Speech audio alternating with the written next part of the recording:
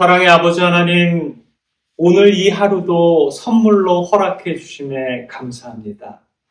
생명의 근원 되신 우리 주님을 바라보고 우리 주님 닮길 원합니다.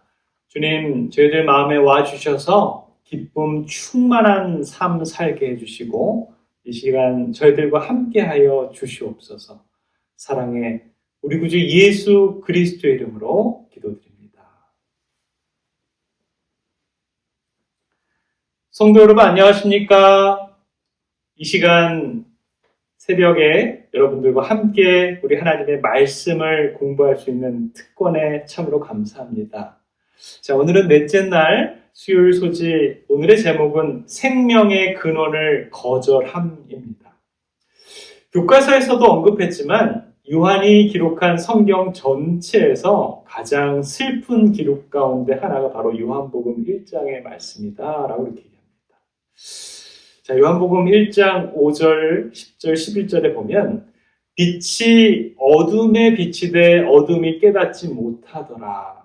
빛이 세상에 계셨음에 세상은 그로 말미암아 지은 바 되었을 때 세상이 그를 알지 못하였고 자기 땅에 오매 자기 백성이 영접하지 아니하였다라고 말합니다.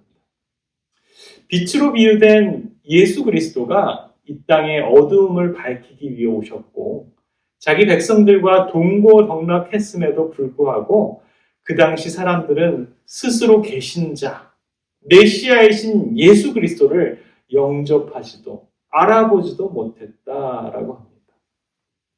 왜 그랬을까요?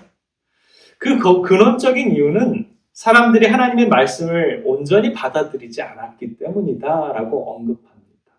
그러나 교과서에서는 그것보다도 더 근원적인 이유가 있다라고 하는데요.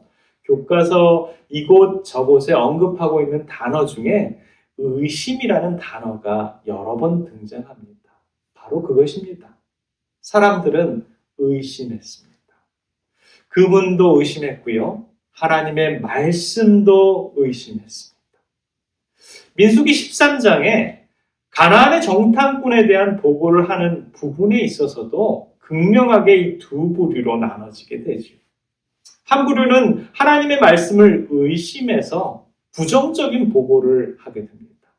그 땅에 거인들이 있고 도시에는 성벽으로 둘러싸여 있고 한 번도 본 적이 없는 무기와 잘 훈련된 군대가 주둔하고 있다라는 것입니다. 거기에다가 그들은 안악 자손의 거인인데 그들에 비하면 우리는 군사의 경험이 전혀 없는 이집트 노예 출신에 불과한 그들과 비교해보면 우리는 메뚜기에 불과하다라고 이렇게 얘기합니다. 그들이 의지한 것은 눈으로 본 것에 의지했고요. 가나안 정복할 수 있다라는 하나님의 말씀을 의심했으며 그들 스스로를 과소평가한 것입니다. 그들을 과소평가한 것뿐만 아니라 하나님의 능력도 하나님을 과소평가하는 것이죠. 그러나 여호수아와 갈렙은 여호수아 14장 7절에서 9절까지 이렇게 증거합니다. 이스라엘 자손의 온 회중에게 말하여 이르되 우리가 두루 다니며 정탐한 땅은 심히 아름다운 땅이라. 여호와께서 우리를 기뻐하시면 우리를 그 땅으로 인도하여 들으시고 그 땅을 우리에게 주시리라. 이는 과연 젖과 꿀이 흐르는 땅이니라. 다만 여호와를 거역하는지는 말라. 또 그 땅 백성을 두려워하지 말라. 그들을 우리의 먹이라. 그들의 보호자는 그들에게서 떠났고 여호와는 우리와 함께 하시느니라. 그들을 두려워하지 말다 하나. 우리가 보았다. 그것은 정말 좋은 젖과 꿀이 흐르는 땅인데 우리 하나님께서 그 땅을 우리에게 줄 거야. 절대 두려워하지 마. 그 백성들에게 겁내지 마. 여호수아와 갈렙만이 하나님의 말씀의 강력한 능력에 대한 믿음을 나타냅니다. 그들은 추호도 의심하지 않았습니다. 영감의 교훈에 보면 의심을 버려야 함이라는 그런 글이 나오는데요. 많은 사람이 구속의 경륜의 신비가 그들에게 분명해질 때까지 그리스도를 받아들이려 하지 않는다.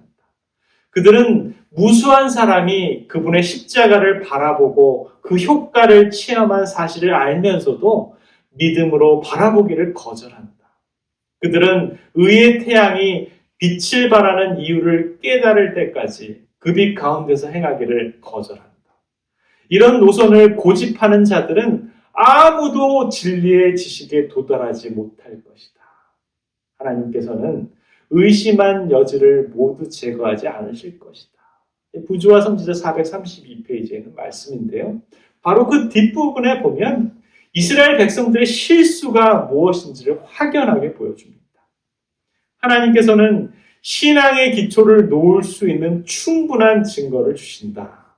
그러나 그것을 받아들이지 않을 때는 하나님 마음은 흥망 중에 처하게 된다. 만일 뱀에게 몰린 자들이 쳐다보기를 동의하기 전에 멈추어 서서 의심과 의문을 일으켰더라면 그들은 멸망을 당했을 것이다. 무엇보다도 먼저 쳐다보는 일이 우리의 의무이며 믿음으로 쳐다봄으로 우리는 생명을 얻을 것이다. 그들은 멈춰서서 의심하고 의문을 일으켰다라면 쳐다볼 수 없었다라고 이렇게 얘기합니다. 아무리 휘황찬란한 조명 아래 있어서도 눈만 가리면 사방이 캄캄합니다. 찬란한 태양 아래 있어서도 눈만 가리면 어두운 천지가 될 뿐입니다.